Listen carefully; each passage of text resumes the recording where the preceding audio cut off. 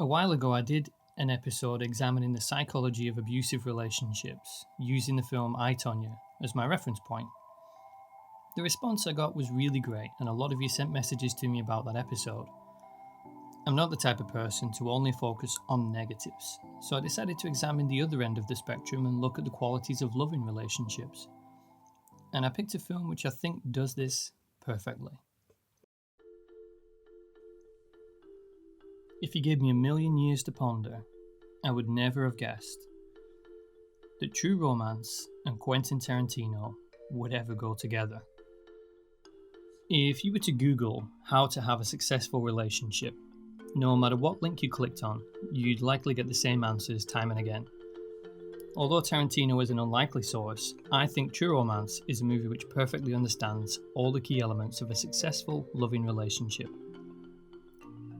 True Romance tells the story of a lonely comic book store clerk named Clarence, who happens upon a girl who seems to enjoy all the same things that he does. She's playful, fun, easygoing, and instantly makes him feel relaxed.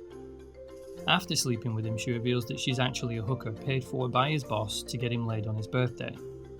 Unfazed by the information, Clarence sets out on a quest to free her from the pimp controlling her, which leads to a pretty crazy adventure filled with drugs, gangsters, shootouts, and general danger. So far, you're probably not seeing how this film exemplifies romance, but it's only because I haven't told you yet. It's established in this opening scene where Clarence tells a random girl how much he'd like to fuck Elvis, that he's friendly, polite, lonely, and honest. Why else would you make such an unusual confession?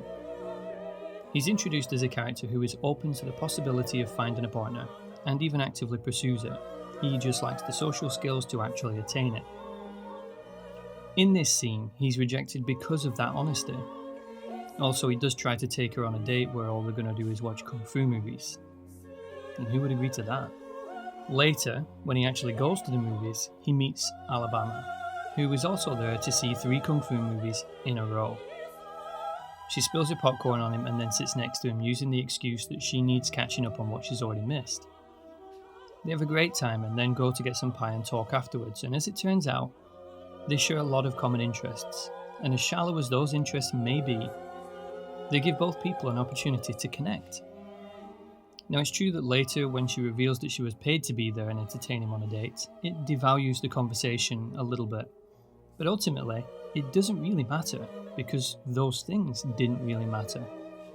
The part that really mattered was genuine, the connection. A cynical person would say that she was only there because she was paid, and that it wasn't really a shared interest at all. But an observant person would see that actually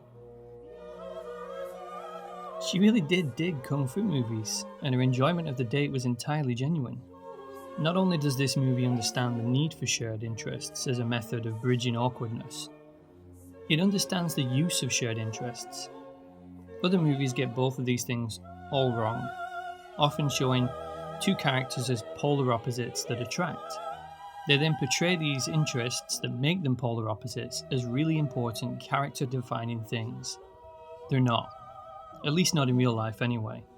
In real life, shared interests function as a simple means to connect with someone. The things themselves are not a deal breaker. Whether you can connect while talking about them is. Originally, I wrote these as 2 separate sections, but truthfully speaking, they're intrinsic to each other.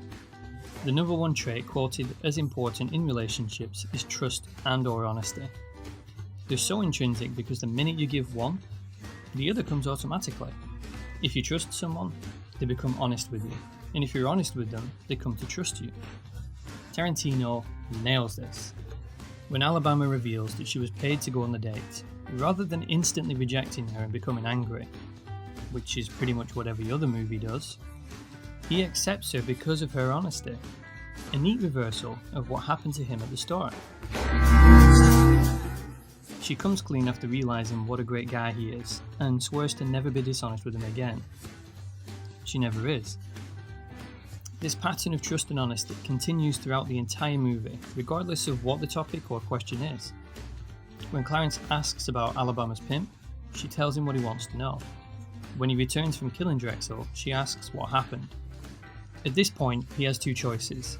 He can lie and say he got into a fight and Drexel agreed to release her, or he could tell the truth and say he killed Drexel.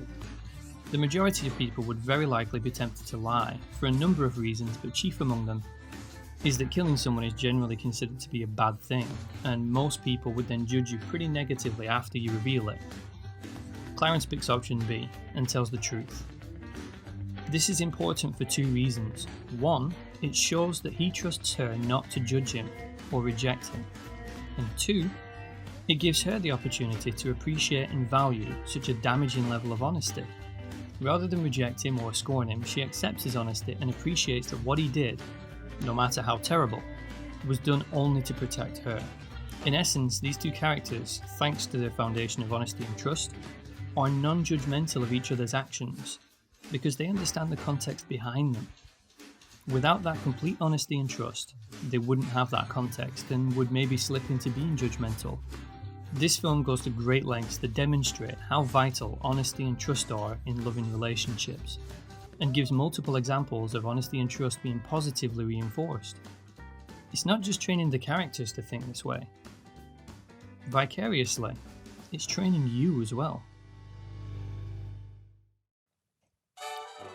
Though it doesn't make many relationship prerequisite lists, teamwork is pretty vital in a relationship. Being on the same page means you both support each other. It also ties in with trust and honesty, since without those, you can't have this. The most significant example of this in the movie is during the scene in which Alabama has been discovered by one of the mobsters and is questioned. It's pretty clear from the very beginning of this exchange that he's got violent intent should things not go the way he wants. She begins by attempting to spin a lie to protect Clarence and herself. When it becomes obvious that he's not buying the lie, Alabama has two choices.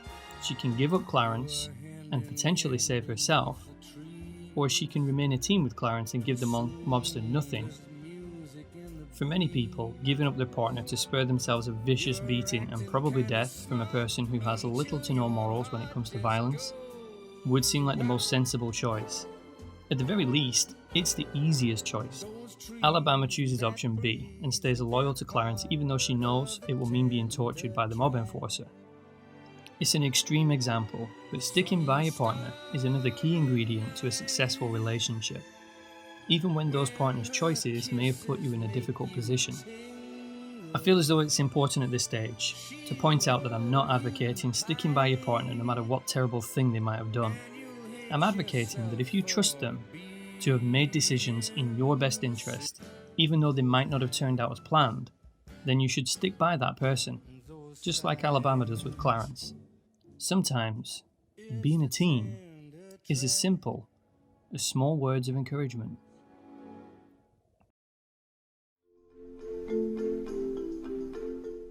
For me, this is perhaps the most overlooked aspect of any relationship, and certainly one that many movies miss or don't fully understand. The idea that you should be ready and willing to sacrifice what you want for what your partner wants, sometimes. A good relationship understands that both partners will be willing to sacrifice for the greater good of the other. This is the message I think is demonstrated most obviously throughout this film. True romance is a bit more on the nose with its use of sacrifice, as both Clarence and Alabama are willing to sacrifice their lives to save the others. Clarence is willing to sacrifice his life for the chance at freeing Alabama from Drexel, and later, she's willing to sacrifice her life for the chance at saving Clarence's. It's even demonstrated when Clarence's dad is willing to sacrifice his life for his son's. But there are other smaller examples as well. Because sacrifice isn't just about the big sacrifices, sometimes it's about smaller things too. Clarence was willing to sacrifice his reputation to be honest with Alabama. She was willing to sacrifice her time to spend it with Clarence. Yeah, I know she was paid, but if we're totally honest, any other street-level call girl would probably have found the quickest possible way to sleep with him and get paid. She didn't. She was also then willing to sacrifice the relationship she had just built with Clarence in order to be honest with him. The film throws up plenty of examples of times when one of them is willing to sacrifice what they have for the greater good of the other person. And it's this element of sacrifice, the complete willingness to put someone else's happiness before your own, that gives this movie that feeling of true romance.